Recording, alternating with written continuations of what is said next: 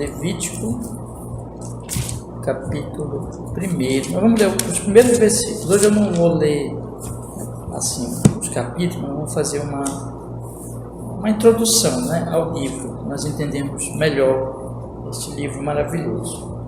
Então, vamos ler a palavra do Senhor. Levítico, capítulo 1, verso 1. Vamos ler alguns versículos. E chamou o Senhor a Moisés e falou com ele na tenda da congregação, dizendo: Falai aos filhos de Israel, fala aos filhos de Israel, melhor dizendo, e dize-lhes: quando algum de vós oferecer oferta ao Senhor, oferecerá a sua oferta de gado, isto é, de rebanho e de ovelha. Amém. Vamos orar? Ó Senhor, estamos aqui hoje para estudarmos, Senhor, a sua palavra, continuarmos estudando a sua palavra, Senhor, e vamos começar a ler este livro maravilhoso, o livro de Levítico. E também, Senhor nosso Deus, pretendemos ler por completo, se assim o Senhor nos permitir. Nós queremos pedir a sua bênção, suplicar que nos conduza, Senhor, pelo seu Espírito Santo, nestas leituras, nestas meditações. A partir de hoje, Senhor, a partir dessa introdução que queremos fazer deste livro, Senhor, e que possamos ouvir a sua voz, possamos compreender o seu ensino nesses capítulos, ao mesmo tempo, Senhor, possamos receber com fé e sermos grandemente edificados, conhecer mais ao Senhor, amar mais ao Senhor e sermos fortalecidos, Senhor, para a sua glória, para o nosso bem eterno, e também as pessoas que vierem ouvir depois essas gravações, em nome de Jesus. E pedimos, Pai, não só por esta leitura, mas por todos estes estudos, a nossa jornada, Deus, nas Escrituras, que o Senhor realmente abençoe nosso propósito, para que nós possamos compreender cada vez mais a sua verdade, em nome de Jesus. Amém. Graças a Deus. Então, meus irmãos, eu li os 2 primeiros versos e quando o livro ele começa dizendo: E chamou o Senhor a Moisés e falou com ele da tenda da congregação, dizendo, vocês percebem que existe uma conexão com o livro anterior, com o livro de Êxodo, Por quê? Porque ele diz assim: e chamou. Então, Deus, ele já tinha feito, já tinha se revelado, já tinha acontecido tanta coisa até aqui com o povo de Israel, mas agora ele chama o Senhor a Moisés e fala com ele da tenda da congregação. Então, tem uma conexão com o que tinha acontecido no livro de Êxodo, com o que vai acontecer agora, com o que o Senhor vai falar agora, neste novo livro, o livro de Levítico. Então, qual é a conexão, meus irmãos? O que realmente está aqui juntando as duas coisas? É que, como nós vimos na nossa leitura do livro de Êxodo, Deus ele liberta o seu povo do Egito e ele leva para o Sinai. No Sinai ele faz aliança com o seu povo. E ele dá os mandamentos, os 10 mandamentos e outras leis. E ele, no final do livro, o que acontece? Ainda tem a questão do bezerro de ouro, o pecado do povo, a renovação da aliança, que Deus, por intercessão de Moisés, Deus perdoa o povo. E aí, o que Deus faz no final do livro? Deus dá para o povo o tabernáculo, as orientações direitinho para que o povo fizesse o tabernáculo, e eles fizeram, lembra, conforme a vontade do Senhor. Nós lemos na semana passada. E o tabernáculo foi inaugurado, foi levantado, foi consagrado. E como o livro acaba? O livro acaba com a nuvem cobrindo o tabernáculo, livro de Êxodo. Então vocês estão pertinho aí, Então vamos olhar o capítulo anterior, que é do livro de Êxodo ainda. No capítulo 40, versículo 34 de Êxodo, que diz assim: Então a nuvem cobriu a tenda da congregação e a glória do Senhor encheu o tabernáculo de maneira que Moisés não podia entrar na tenda da congregação, porquanto a nuvem permanecia sobre ele, e a glória do Senhor enchia o tabernáculo. Quando, pois, a nuvem se levantava de sobre o tabernáculo, então os filhos de Israel caminhavam em todas as suas jornadas. Se a nuvem, porém, não se levantava, não caminhavam até o dia em que ela se levantasse, porquanto a nuvem do Senhor estava de dia sobre o tabernáculo e o fogo estava de noite sobre ele, perante os olhos de toda a casa de Israel, em todas as suas jornadas. Então, como é que o livro acaba? O livro acaba, irmãos, com a presença de Deus no tabernáculo.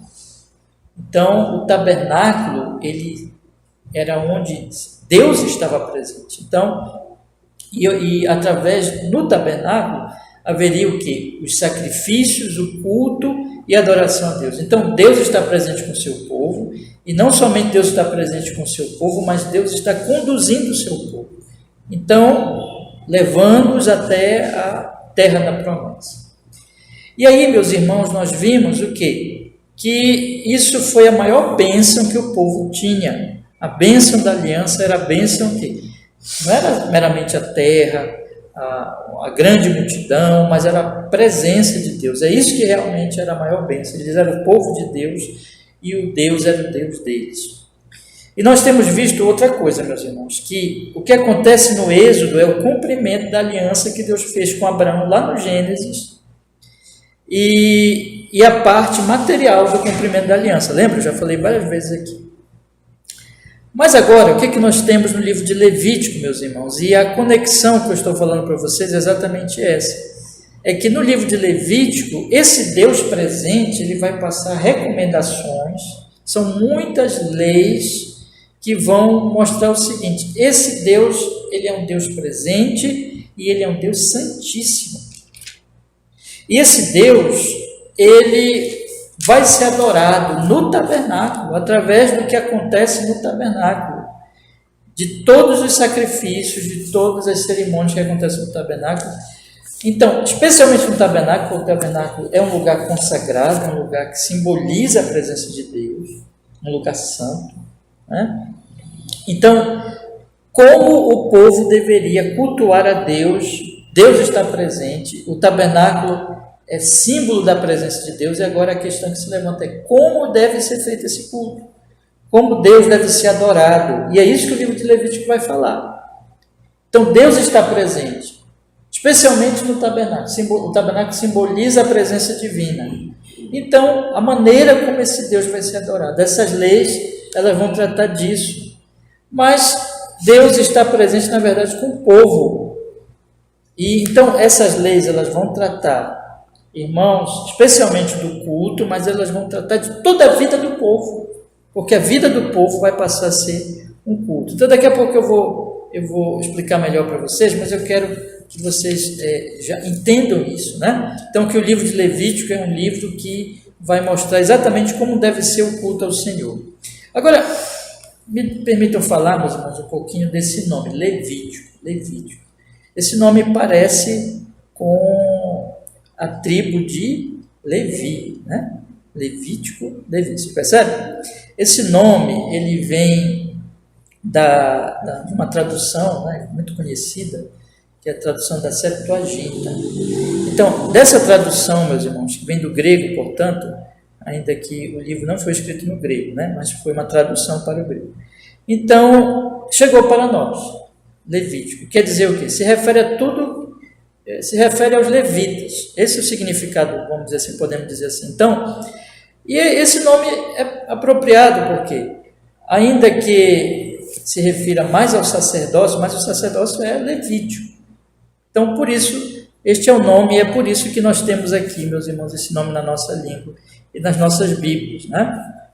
Mas vejam, então, tudo isso tem a ver o quê? Com o próprio nome, é bem apropriado, porque tem a ver com o culto e com os sacerdotes, e com tudo que eles têm que fazer, irmãos. Mas, quando nós olhamos agora, e é um próximo ponto que eu quero meditar com vocês também, quando nós olhamos para a estrutura do livro, o livro ele tem 27 capítulos. Agora, esses 27 capítulos, eles são estruturados da seguinte maneira, irmão. Nós temos uma primeira parte do livro, que é exatamente essa parte onde vai se apresentar os sacrifícios, tudo o que tinha que fazer, como tinha que fazer, as ofertas e assim por diante, a consagração dos sacerdotes, tudo isso está designado aqui, como deveria ser feito, que vai do primeiro capítulo até o capítulo 15. Aí nós temos no capítulo 16, irmãos, um momento muito especial, que é o dia da expiação, que aconteceu uma vez no ano. Então, o capítulo 16 ele trata desse dia, e a partir do capítulo 17 até o final do livro, aí nós temos a parte que nós chamamos assim, a parte ética, ou a parte da santidade, né? Da santidade prática. Então, veja como o livro ele é dividido.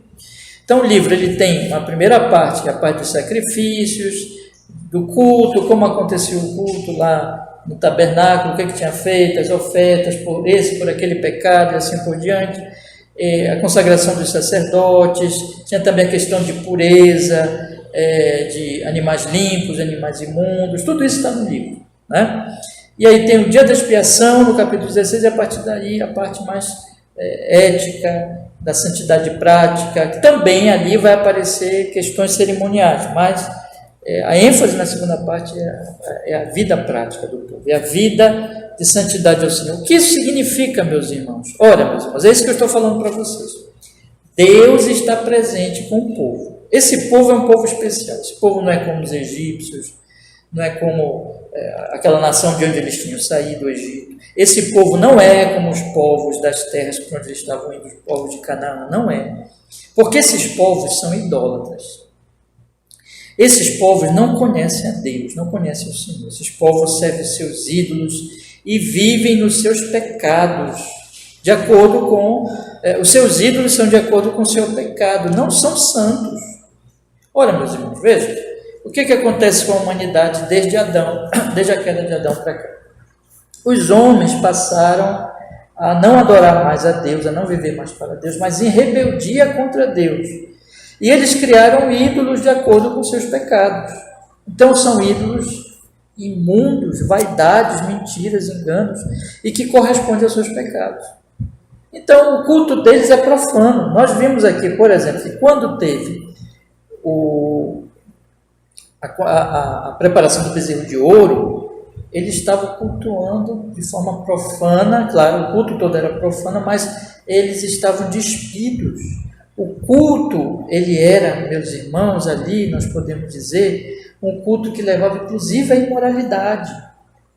Então não era um culto santo, não era um culto puro, mas um culto pagão é isso. Então, o que nós observamos então? Que o pecado está associado à idolatria. Então todo culto pagão não é um culto santo, porque os deuses não são santos.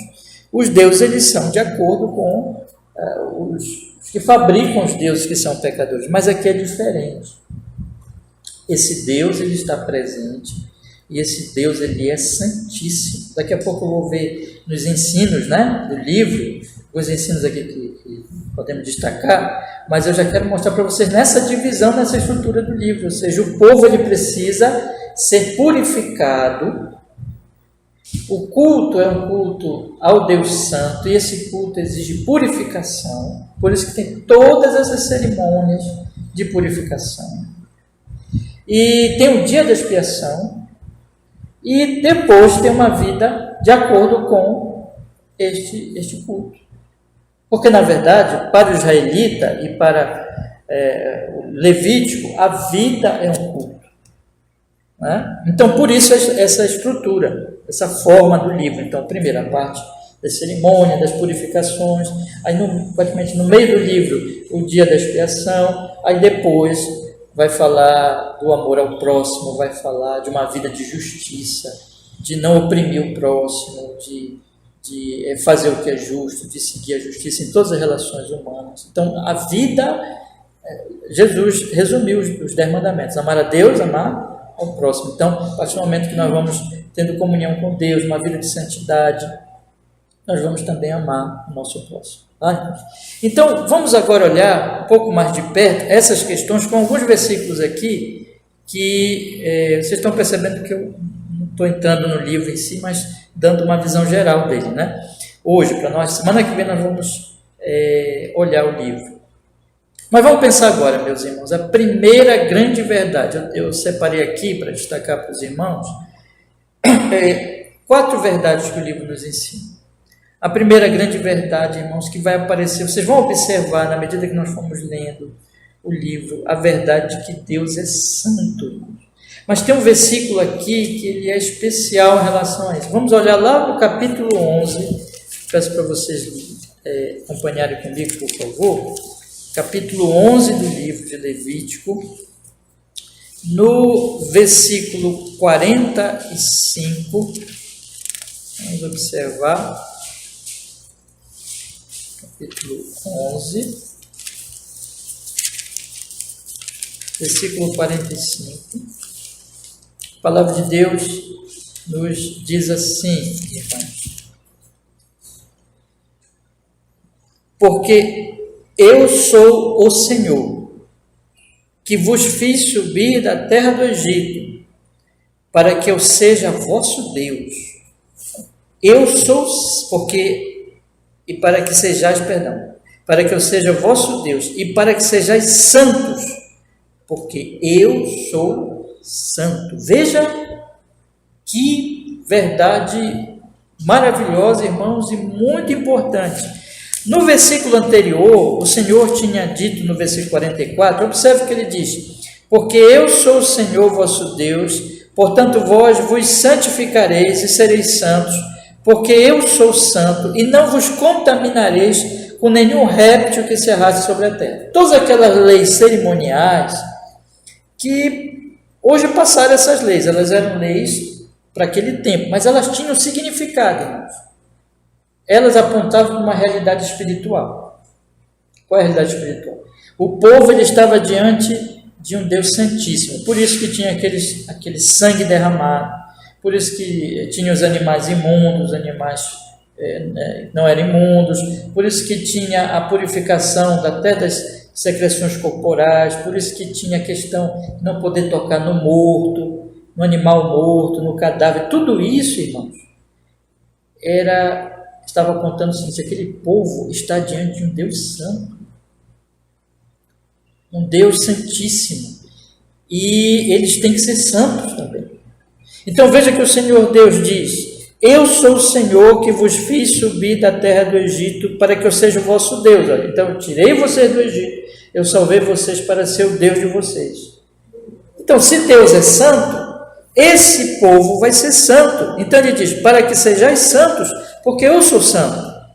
Então, eu falei para vocês ainda há pouquinho, os pagãos não tinham isso, por quê? Porque os deuses dele eram vaidade do seu próprio coração pecaminoso, os deuses deles eram pecaminosos como eles, não eram santos, mas esse Deus é o Deus verdadeiro. Então, o povo de Israel era uma ilha, podemos dizer assim, no meio, sabe aquela definição de ilha que a gente aprende na escola, né? É um pedaço de terra, né? Assim, lembra? Cercado de água por todos os lados, né? Assim? Então, o povo de Israel era uma ilha de santidade, que tinha o Deus vivo, o Deus santo, cercado por impureza, pecado de todos os lados, porque os pagãos, eles eram um povo pagão, era um povo que servia a deuses falsos. Então, meus irmãos, agora, vocês imaginem o seguinte, irmãos, aí que nós entramos num detalhe que é importantíssimo. O povo de Israel era melhor que os outros? Não era. Vocês lembram que na primeira oportunidade eles fizeram o bezerro de ouro. Então o povo de Israel era igual aos pagãos, em termos da humanidade, da natureza pecaminosa dos homens. O apóstolo Paulo diz: todos pecaram, todos têm um coração mau, corrupto, todos são filhos de Adão. Então Israel não era diferente. E aí vocês imaginam como é que um povo desse vai habitar com Deus Santíssimo. Nós vamos observar, irmãos, que o livro de Levítico mostra que eu vou usar uma expressão aqui, os irmãos vão me entender. O livro de Levítico vai mostrar que a santidade é muito perigosa para o pecador. Esse Deus Santo é um fogo consumidor. Esse Deus Santo fulmina pecadores. A ira dele se levanta contra pecadores. E o salário do pecado qual é? A morte, de forma justa. E esse Deus Santo, ele vai, por exemplo, vai aparecer, não vamos chegar lá se Deus quiser, ele vai matar os filhos de Arão, porque eles oferecem fogo estranho. Esse Deus Santo, ele vai, então, meus irmãos, mostrar que não se pode pecar na sua presença. Ele não aceita pecado, ele é puríssimo, ele é santíssimo. O pecado é algo gravíssimo diante desse Deus Santo. Então, ninguém pode, um pecador... O que o livro de Levítico vai mostrar? Preste bem atenção. O livro de Levítico vai mostrar que há um Deus santíssimo e que os homens não podem estar na sua presença, porque são pecadores. Então, no que depender dos homens, no que depender da natureza deles, eles vão ser condenados diante desse Deus Santo. Por isso, aí vem o segundo ensino do livro. É por isso, meus irmãos, que existe a necessidade dos sacrifícios. O livro vai ser, como a Bíblia inteira, vai ser manchado de sangue dos animais. Tá? Então, o sangue está por todo o Antigo Testamento e o Novo Testamento também. O derramamento de sangue, o sacrifício. Por que tem que ter sacrifício? Por que o livro de Levítico vai mostrar tanto sangue derramado, tantos animais sendo mortos? Por causa disso que nós vamos ver agora aqui, meus irmãos. Vamos agora ler outro versículo, capítulo 17, versículo 11, mais adiante um pouquinho. Veja o que este versículo diz, capítulo 17, versículo 11. Diz assim a palavra do Senhor. Porque a vida da carne está no sangue, pelo que vou-lo tenho dado sobre o altar, para fazer expiação pelas vossas almas, porquanto é o sangue que fará expiação pela alma. Então, o que o livro de Levítico nos ensina, meus irmãos? Deus é santíssimo e os homens não podem estar na sua presença porque são pecadores. Mas aí tem que, então, alguém tem que derramar o sangue. Tem que ter expiação. Precisa ter um substituto, precisa ser dada uma vida pela vida do homem. Alguém precisa morrer, entende? Então, o que a Bíblia está dizendo aqui? A vida da carne está no sangue. Pelo que vos tenho dado no altar para fazer expiação. Por isso que os animais morrem. Por quê? Porque os animais, eles dão seu sangue, eles dão a sua vida, eles morrem no lugar dos pecadores, para fazer expiação pelas vossas almas, porquanto é o sangue que fará expiação pela alma. Então é por isso que o livro de Levítico ele diz assim: olha, Deus é santíssimo, esse Deus está no tabernáculo, esse Deus habita com seu povo, esse Deus é santíssimo, mas esse Deus não pode habitar com pecadores. Então precisa ter substituição, precisa ter sacrifício, precisa ter derramamento de sangue. O ensino de Levítico é o seguinte: para que pecadores sejam redimidos, precisa haver derramamento de sangue, precisa ser dado uma vida pela vida, precisa ser sacrificado uma vida pelos pecadores. É claro que vocês sabem o que isso significa, né, meus irmãos? Nós que somos cristãos sabemos que isso significa o Cordeiro de Deus que veio tirar o pecado do mundo. Lembra que João Batista diz sobre Jesus, né? Mas daqui a pouco eu chego no Senhor Jesus Cristo. Mas eu quero mostrar isso para os irmãos. Quer dizer, o que o livro de Levítico mostra? Existe um Deus santo e o povo ele é purificado cerimonialmente em tudo aquilo que representa o culto levítico. Então, quando os animais estão morrendo, quando existe derramamento de sangue, o povo está sendo expiado o pecado do povo. É claro que aquilo ali, irmãos, eu não vou antecipar, daqui a pouco eu vou chegar no que diz a Sagrada Escritura. Mas vamos avançar um pouquinho mais. Existe um terceiro ensino do livro de Levítico, e isso também é muito comum no Pentateuco, né? Nos 5 livros de Moisés, especialmente ali a partir de Êxodo. O que, meus irmãos? É o amor ao próximo. O amor ao próximo. O livro de Levítico ele vai mostrar que este povo que tem a presença do Santo Deus um povo que é perdoado dos seus pecados, porque sangue é derramado, é expiado os pecados dele, porque sangue é derramado. Esse povo é um povo que ama o próximo. É a santidade prática. Irmãos, na Bíblia, guardem isso, santidade é amor. Não existe santidade sem amor, não existe amor verdadeiro sem santidade. Onde existe justiça com o próximo, amor ao próximo, ali há a santidade de Deus. Onde não existe isso, onde existe injustiça, opressão, ódio, ali não há santidade. Tá? Vamos olhar, meus irmãos, um outro versículo aqui muito interessante agora nesse aspecto. Vamos olhar para o capítulo 19, primeiro para o versículo 18. Levítico, capítulo 19, versículo 18. Observem o que a palavra de Deus diz. Olha só, Levítico 19, 18. Não te vingarás, nem guardará ira contra os filhos do teu povo, mas amarás o teu próximo como a ti mesmo. Eu sou o Senhor. Vocês observem o seguinte aqui, olha, esse povo é o povo de Deus, tanto que ele diz, eu sou o Senhor, eu sou o Deus de vocês, eu sou Jeová, sou o Deus de vocês, sou santo. Então, esse Deus, ele diz, o povo dele não se vinga, o povo dele não guarda ira contra os filhos do seu povo, o povo dele ama o próximo como a si mesmo. Lembra que o Novo Testamento vai falar isso, o Senhor Jesus Cristo vai falar disso, o apóstolo Paulo vai falar disso, amar ao próximo como a si mesmo. Olha o que ele diz no versículo anterior, no versículo 17, não odiarás a teu irmão no teu coração, não deixarás de repreender o teu próximo, por causa dele não sofrerás pecado, mas não odiarás. Versículo anterior, 16, só para dar um exemplo para os irmãos, olha que ele diz, tudo está dentro desse contexto do amor e da justiça com o próximo. Não andarás como intrigante entre teu povo, não te porás contra o sangue do teu próximo, eu sou o Senhor.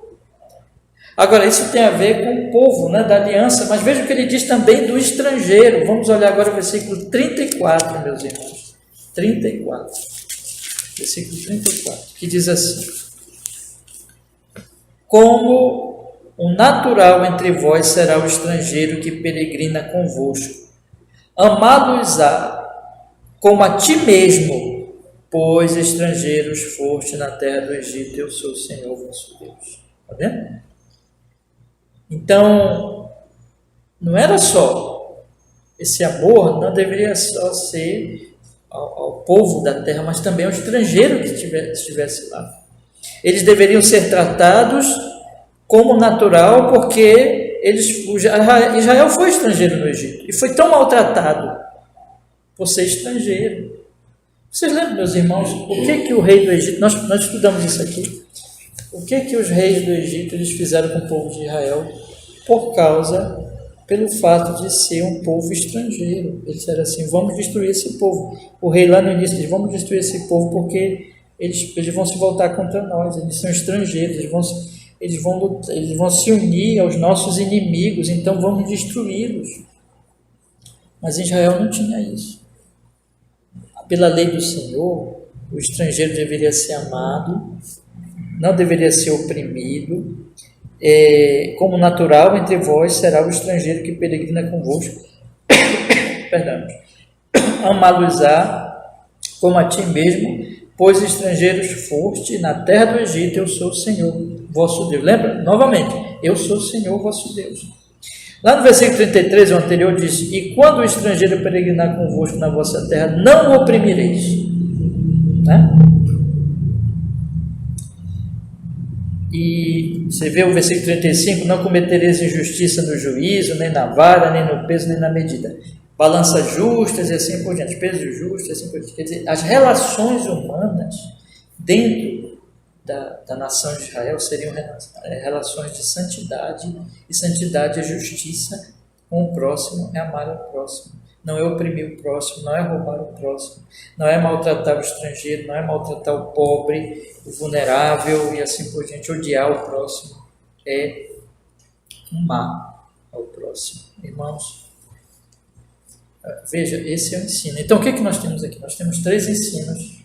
Deus é santo, o povo para andar com Deus precisa do sacrifício, derramamento de sangue, alguém precisa morrer para o povo não morrer. E este povo santo serve um Deus santo, adora esse Deus, cultua esse Deus. A segunda parte do livro, o povo então cultua a Deus no tabernáculo, mas cultua a Deus na vida prática. Entende? E como é o culto a vida na prática? É quando eu amo o próximo. Então, quando nós amamos o próximo, nós estamos amando a Deus. Se nós amamos a Deus, nós amamos o próximo. Então, se o culto do povo de Israel era um culto santo, quando eles estavam levando os animais para oferecer o seu sacrifício, derramar o seu sangue, mas eles não deveriam ter apenas isso. Qual vai ser a condenação, por exemplo, dos profetas? Eu estou lendo com vocês no domingo o profeta Daniel. E aí o início do livro de Daniel diz o quê? Que Deus, ele deu o rei Jeoiaquim para Nabucodonosor, entregou o rei Jeoiaquim para Nabucodonosor e entregou também os utensílios do templo. Olha só que coisa triste, porque era o templo, aqui é tabernáculo, depois o templo, simbolizava a presença de Deus, o culto a Deus. Por que Deus fez isso, irmãos? Por que Deus permitiu que os utensílios do templo fossem levados por um rei pagão e fossem levados para o templo do seu Deus pagão? Por que Deus fez isso? Porque Jeremias diz o seguinte, Jeremias diz que o povo dizia, templo do Senhor, templo do Senhor, templo do Senhor. Nós estudamos aqui domingo. Ou seja, o povo acreditava que bastava ter cerimônia, bastava ter aquele ritual, bastava ter o sacrifício de animais. Mas Jeremias diz, mas depois eles iam oprimir o pobre, eles iam cometer injustiça contra o próximo, eles iam odiar as pessoas. Então, quer dizer, aquele culto não era um culto verdadeiro, porque era um culto só de cerimônia. Aí o que o Senhor fez? O Senhor destruiu o templo com juízo, para mostrar o quê? Que o templo é apenas um símbolo. Se a religião for apenas externa, e não de amor a Deus e amor ao próximo, não é religião verdadeira. Isso é uma coisa, irmãos, que está no Antigo Testamento, viu? Já no Antigo Testamento, e vai se tornar muito mais claro no Novo Testamento. Mas é isso. Então, esse povo purificado, esse povo santo, é um povo que vive no culto quando eles estão fora do tabernáculo, quando eles estão nas relações com o seu povo. Agora, irmãos, deixa eu falar uma coisa para vocês. Isso tudo aponta, o livro de Levítico é um livro, como todo o Antigo Testamento, que aponta para a bendita pessoa de Jesus. Jesus está por todo o livro, tá? E ele está por todo o livro nessas cerimônias. E quem vai nos dizer isso, nós não vamos ler agora, mas eu quero até recomendar a vocês, né? Vocês querem, na medida que nós formos lendo o livro de Levítico, até uma sugestão, só uma sugestão, quem quiser pode fazer isso. Leia junto o livro de Hebreus lá na sua casa, vá lendo Hebreus, porque Hebreus ele está explicando Levítico. E no livro de Hebreus, o que vai dizer? Que o Senhor Jesus, ele é o cumprimento destas cerimônias de Levítico. E o argumento de Hebreus é o seguinte, porque lá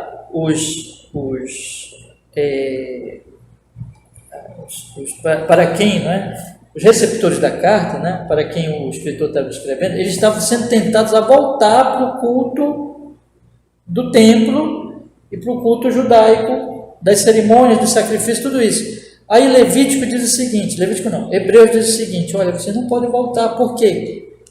Porque nós estamos agora no tempo em que aquelas cerimônias foram cumpridas, e foram cumpridas em quem? No sumo sacerdote Jesus. Então, quem é este que dá a sua vida? Aqui na cerimônia do livro de Levítico, o que acontece, meus irmãos? O povo leva o seu animal, eles participam também do culto, eles matam o animal, aí o o sacerdote vai fazer toda aquela cerimônia. Mas quem é o sacerdote na nova aliança? Jesus. Quem é a vítima? Quem é o animal que morre? Quem é o que derrama o seu sangue? Jesus também.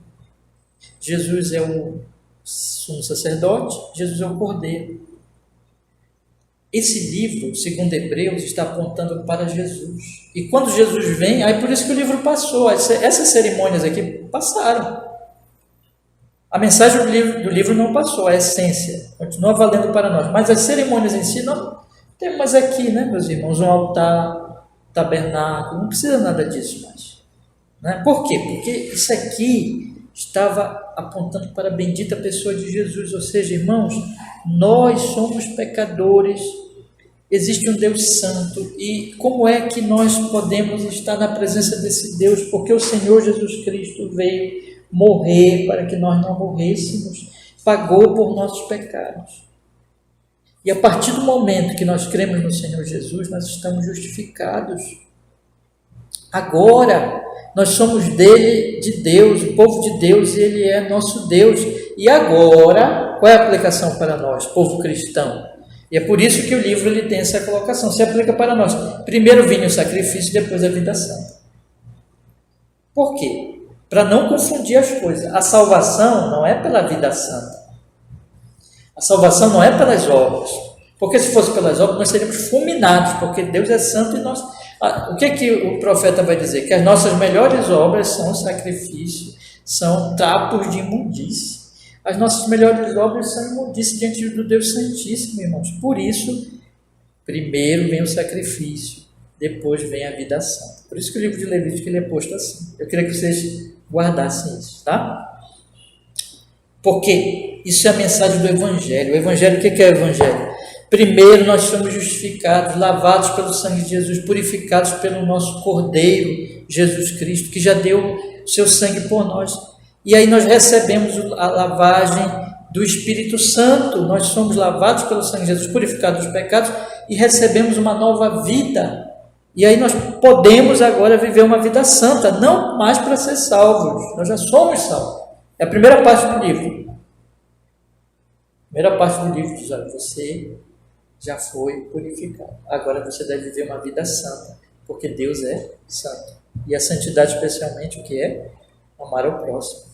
Viver para o bem do próximo. Então, qual é o ensino do livro, basicamente? Mais importante de todos. É que nós fomos justificados em Cristo. E nós passamos a ser santificados também em Cristo. E essa santidade, essa vida santa, diante de um Deus santo, é por causa de Cristo. Tudo é em Cristo. E, na prática, é quando nós amamos nossos irmãos. E amamos todas as pessoas. E fazemos o que é justo. Né? Então, eu penso que nós temos muito a aprender com o livro de Levítico.